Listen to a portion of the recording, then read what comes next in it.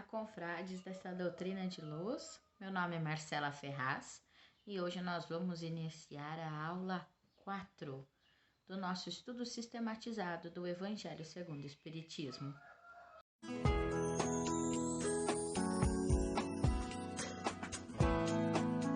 Hoje nós vamos falar sobre o item 2 da introdução, onde ele é nomeado como autoridade da doutrina espírita, o controle universal do ensino dos espíritos. Então, nesse segundo item da introdução, Kardec vem mostrar para a gente como que ele fez para montar toda essa estrutura do Evangelho. Como que ele selecionou, olha, esse espírito, a mensagem desse espírito vai fazer parte, a mensagem desse não. Como é que ele fez tudo isso? E ele fala que ele utiliza um método que é esse controle universal. Ele fala assim, que tudo que é sectário, tudo que vem de uma única mente, um desejo apenas material, um desejo baseado no orgulho de um espírito aprendiz, que ele não dura por muito tempo, ele não perdura aquela ideia. Porque ele pode até convencer as pessoas que estão à sua volta, né? Você pode até convencer aquele seu amigo que fica próximo de você sobre a ideia que você tem. Mas ele fala que toda uma doutrina, um movimento baseado em ensino dos espíritos deve vir apenas de uma ideia dos espíritos. E ele fala assim que compreendendo essa doutrina, sabendo da evolução desses espíritos e como o espírito de verdade já coloca lá no início pra gente, né, que a gente aprendeu, prefácio, que ele coloca assim que teve toda uma estrutura organizada dos espíritos, ele já deixa claro para Kardec qual caminho Kardec pode seguir. Se teve então toda uma estrutura organizada, significa que as palavras não iam vir em um só lugar. Então eu não detenho a verdade, ela simplesmente aparece em todos os cantos. Como que ele fazia então?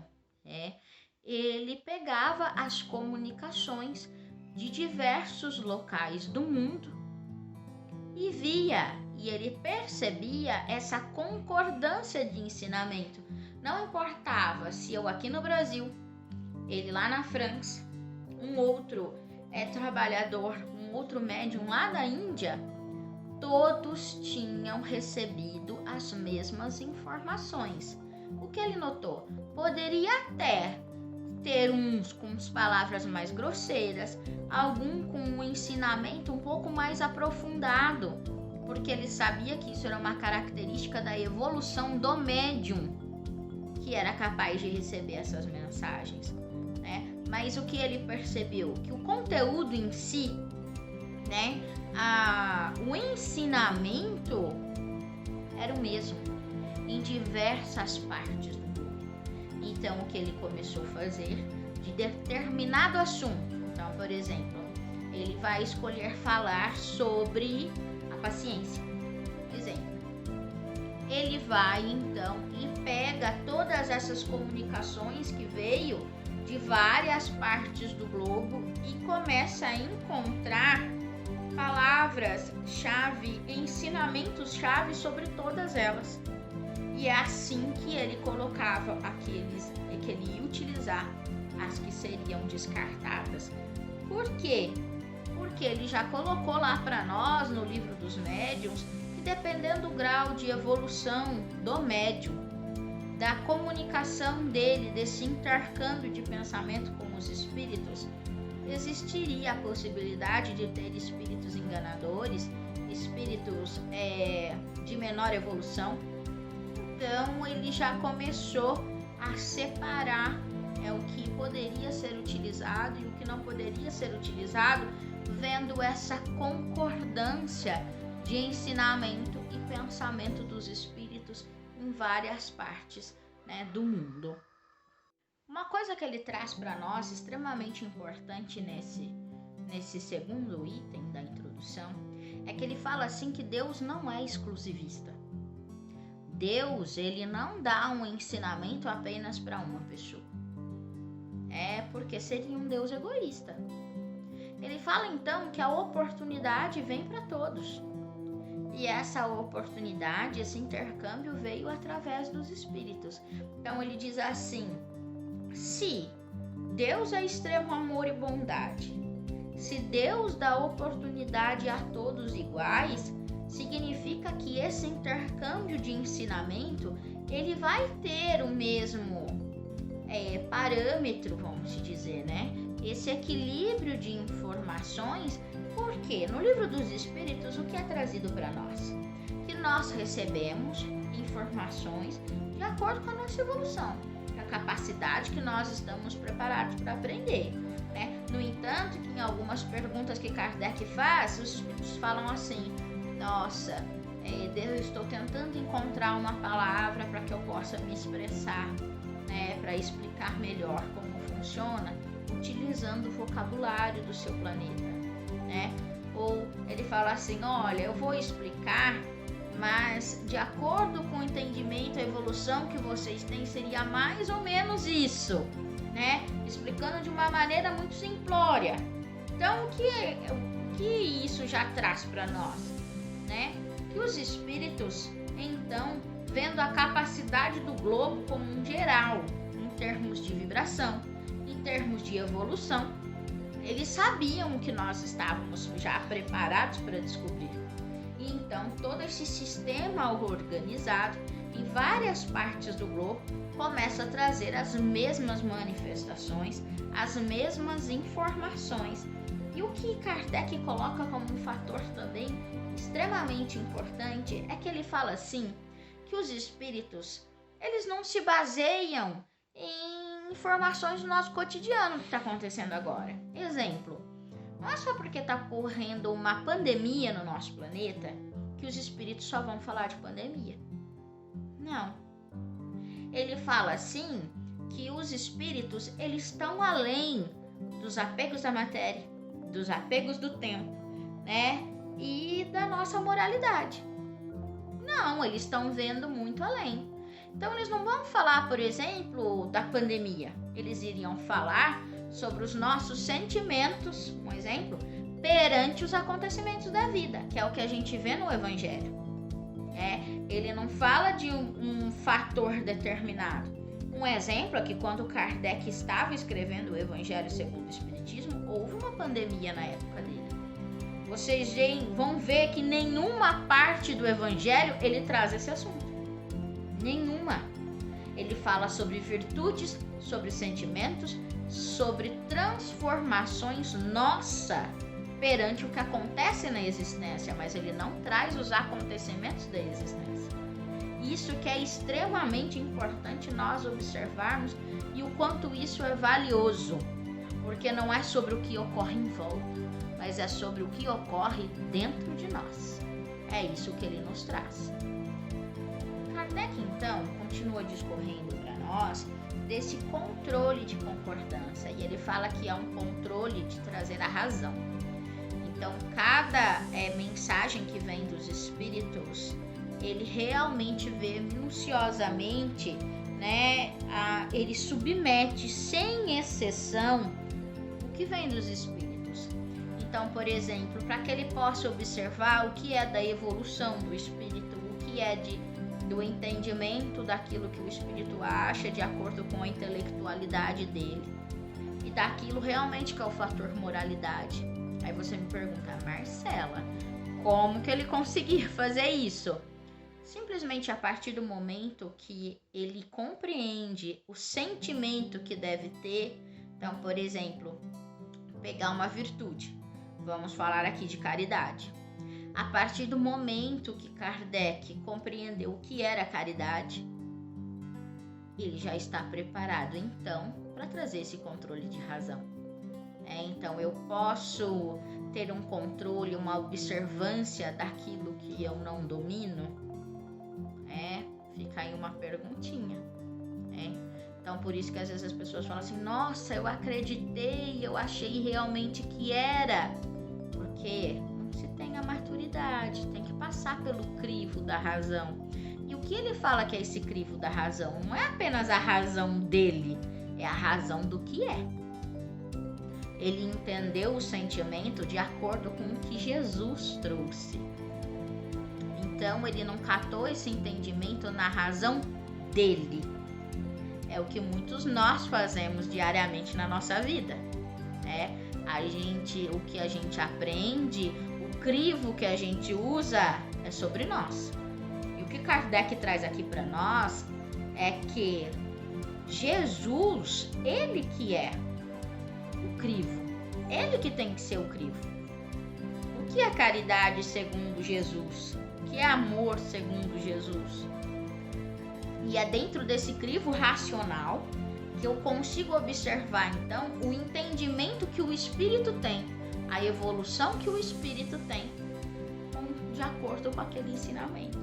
E aí ele fala assim, que ele se depara com cartas em que ele percebe que muitos espíritos trazem o ensinamento sobre tal virtude de acordo com a vivência dele, o intelecto dele, né? Ou ele traz até ideias assim até mirabolantes, e ele fala assim, que eu percebo, né, é perceptível que o espírito está falando sobre o próprio ego, sobre as próprias dificuldades e necessidades, e não no âmbito geral, né? E não colocando o que Jesus espera, o que Jesus ensina, o que nós precisamos ser como espíritos imortais, sem o apego nas nossas falhas, nas nossas dificuldades, né? Então ele fala que isso é um método, é o controle da razão. A razão de acordo com o entendimento de Jesus, é a compreensão de Jesus, os sentimentos sublimados de Jesus. Esse é o parâmetro utilizado. E aí ele fala que então ele consegue, né, fazer esse controle de concordância em diversos locais do nosso planeta. Outra coisa que ele traz para nós é que ele fala assim, que os locais eram diferentes. Então, por exemplo, ele não pegou um único centro espírita de base. Olha, gente, vai ser esse centro espírita, esses médiuns. Não, como eu falei, é o mundo todo. E aí ele falou assim, que ele não mandava assim pro pessoal, olha, gente, agora eu tô colhendo informações sobre determinada virtude. Não, porque se os espíritos se comunicavam, né, se havia essa concordância entre o mundo espiritual, ele não precisava falar nada para o plano material. O mundo espiritual já está conectado e já sabe o que está acontecendo. E ele falou que essa era uma das maneiras que ele encontrava de já começar a separar essas concordâncias, né? Como que essa comunicabilidade do mundo espiritual não falhava. Ele falava assim que ele começava a escrever sobre determinado item, automaticamente e aleatoriamente em várias partes do globo começavam a ser enviados para ele psicografias daquele assunto que ele estava estruturando. Então já era um meio de que ele pudesse já separar, olha, essa estrutura, esses locais estão recebendo as mesmas informações de acordo com a estrutura que o Espírito de Verdade também está mostrando para mim. Então é a maneira de eu saber, né? Se eu também estou junto com todos. Porque você imagina, se ele tivesse falando de uma informação e em várias partes do globo tivesse vindo outras informações, uma coisa estaria errada com ele. Porque como ele disse, a comunicabilidade é igual, né? Então, se ele não está dentro desse conhecimento, desse mesmo mecanismo, né, nesse mesmo assunto, então significa por quê? Devido à moralidade dele, devido ele não estar compreendendo, então era um parâmetro não só para ele saber dos espíritos, mas para ele saber dele mesmo. Se ele não estava se perdendo dentro do próprio egoísmo, né, do orgulho, porque ele também é um espírito em aprendizado. Então era um parâmetro não só para os espíritos, mas para ele também. E ele traz para nós nessa parte né, no item 2, que ele fala assim que não foram poucos centros espíritas que foram utilizados, né? Que foram mais de 1000 centros espíritas para a formação do evangelho que nós temos em mãos. E dentro do centro espírita, quantos médiuns há?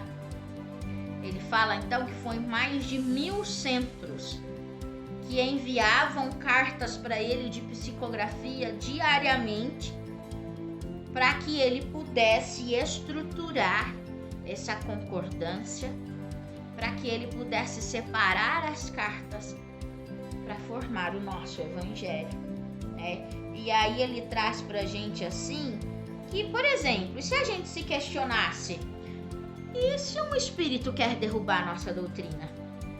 E se ele vem trazer um conhecimento mais errado? E se eles fizessem um motim no plano espiritual entre os espíritos inferiores, falassem, vamos lá enganar, vamos trazer ensinamento errado, como que ele faria para descobrir?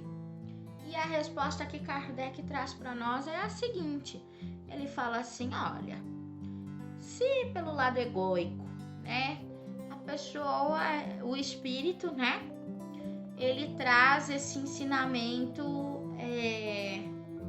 não, vamos destruir a doutrina, vamos falar coisas distorcidas, eu e mais muitos vamos nos reunir.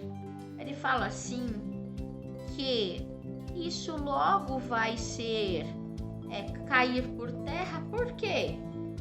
Porque os espíritos de luz, eles não vão parar, né? Eles não vão parar de trazer o ensinamento só porque um espírito inferior resolveu enganar. E aí ele fala assim para nós, tudo que é inferior, tudo que é mentira, uma hora cai. Mas aquilo que é de Deus permanece, né? Então assim, poderia até enganar em primeiro momento? Poderia, porque todos nós somos falhos. Mas ele diz que essa falha não tem como perdurar por muito tempo. Que os outros espíritos de luz iam continuar escrevendo sobre outros assuntos e na hora que caísse no crivo de Jesus, ele ia ver, nossa, mas isso aqui não tá no crivo de Jesus, tá errado. Porque na hora que ele reunia tudo, passar pelo crivo de Jesus. Às vezes, nós, né, a gente pega um livro para ler, você se apega naquilo que você aprendeu, aí você fala assim, não, isso tá certo, isso tá errado. Tá errado. Por quê? Porque você se apega no seu conhecimento. E pode ter coisas que você entendeu perfeitamente, como pode ter coisas que você distorceu, de acordo com sua mente aprendiz. Mas se você pegar aquilo que você aprendeu ali, e você falar assim, nossa, como seria Jesus? Isso verdadeiramente transcreve o ensinamento de Jesus? Seria como ele se portaria? Aí sim, você está colocando no crivo da razão. Isso está certo, isso está errado. É por isso que ele traz como imprescindível e totalmente necessário conhecer Jesus. E é isso que ele traz para nós no Evangelho, né? Ele traz para nós que nós precisamos saber quem é esse Jesus que nós falamos. Que não é só apenas nós nos apegarmos a passagens que muitos conhecem, mas o que essa passagem verdadeiramente quis dizer? O que aconteceu naquela época? Que momento foi aquele que aconteceu essa passagem? Quem estava em volta? Por que ele precisou falar isso? É isso que ele traz para nós. Jesus não pode ser distante da nossa existência. Se ele for distante da nossa existência, nós perdemos o crivo da razão. E sem o crivo da razão, a gente se perde. Então ele fala, encontre Jesus, para que a gente possa se encontrar. Esse é o princípio do Evangelho segundo o Espiritismo. E é para falar então, para nós entendermos um pouco sobre a vida de Jesus, que ele vai trazer o item 3 para a gente, nos trazendo esclarecimento sobre nomenclaturas que aparecem na Bíblia, para que nós possamos ter uma noção do povo, das pessoas, sem ter o julgamento ou o entendimento correto. É necessário compreender verdadeiramente para que a gente possa se libertar das nossas amarras inferiores. Então Então, esse é o assunto da nossa próxima aula, o item 3 da introdução do Evangelho segundo o Espiritismo. Até lá!